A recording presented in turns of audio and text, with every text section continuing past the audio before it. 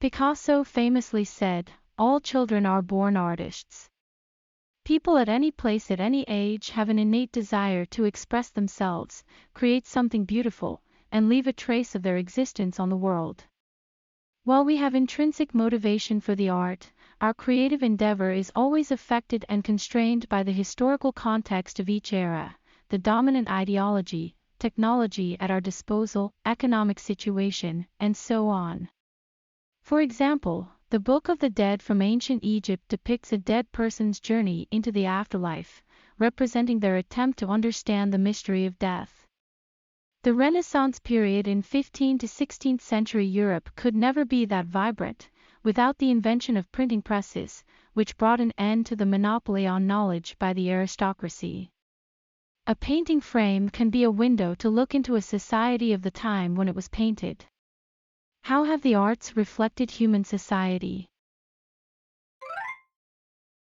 Art surely makes one's life much more enjoyable, but one may not need it to survive. Therefore, the development of art often requires affluence of the society, economic surplus to support full-time artists, and an institution to gather and redistribute wealth. Throughout the history, benefactors of artistic activities were usually either religious institutions or noble families, so the painters had to draw religious paintings and portraits of aristocrats. But there were some exceptions to this rule, such as 17th century Holland. The former vassal state of Spain suddenly flourished with trade activities in Asia. This business innovation, spearheaded by the Dutch East India Company, transformed the economic landscape in the Netherlands, creating a wealthy merchant class. Cities like Delft and Amsterdam were not ruled by churches or royal families, but self-governed by ordinary citizens. These wealthy merchants became the new patrons of the arts, and they preferred pictures that depicted everyday life of ordinary people engaged in common activities. Masters of genre painting like Rembrandt and Vermeer could not have existed without the emergence of affluent middle classes. The arts in Europe had long been about the pursuit of realism. Most artists until the 19th century strived to portray the reality as it is, and they invented methodologies to turn a three-dimensional world into a two-dimensional canvas, such as perspective. However, that changed with the advent of a new technology. Regarding this invention, Paul Delaroche, a 19th century French artist, said, "From today, painting is dead. That technology is photography." The first photograph in history was taken in 1826, and throughout the 19th century, it became gradually common among the public. This innovation posed a fundamental question to artists. Now that technology can capture reality better, what should artists do? What will be the meaning of the arts? On the flip side, it can be said that the appearance of cameras set painters free from their preconceived notion that paintings had to be real, paving the way for modern art, represented by Claude Monet, Van Gogh, and Pablo Picasso. Artists like Kandinsky and Mondrian went even further, reaching a bold conception that paintings don't necessarily have to look like specific objects. The arts also reflect the dominant ideology of each era. During the Middle Ages, God was the supreme source of meaning and authority, and affected every aspect of daily life. Take ethics as an example. Whether in medieval times or in modern days, murder has always been wrong, but on very different grounds. Medieval people refrained from killing their neighbors because some god once said, "Thou shalt not kill." But over the last several centuries, God has gradually been deprived of his authority. Today, a growing number of people believe that murder is wrong, not because it is against some teaching of religion, but because it causes terrible suffering to the victim, to his family members and friends.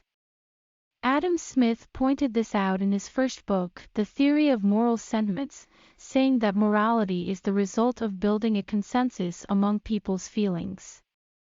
In the face of deciding whether killing is right or wrong, we refer to what others might feel, and calibrate our behavior against reactions from fellow citizens.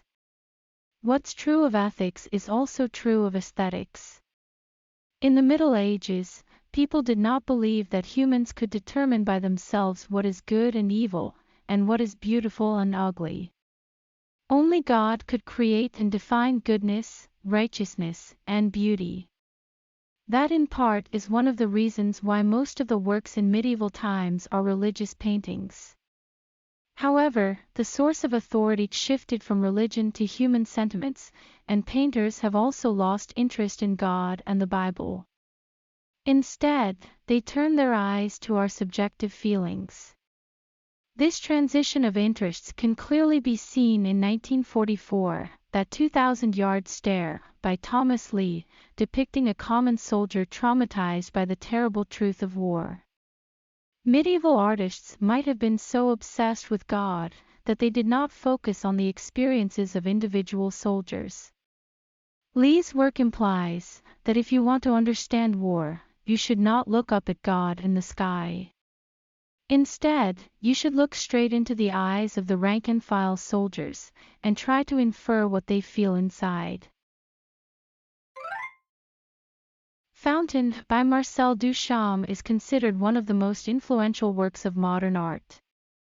In 1917, Duchamp purchased an ordinary mass-produced urinal, declared it a work of art, named it Fountain, signed it, and placed it in a museum.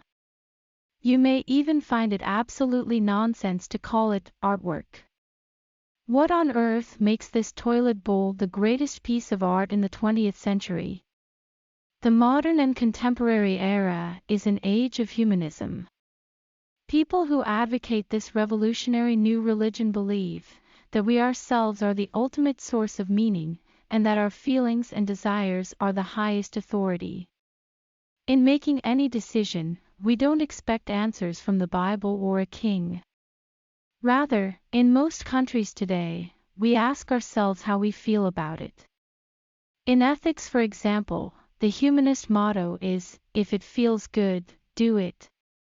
If two adult men enjoy their romantic relationship with one another, and they don't harm anyone while doing so, why should it be wrong?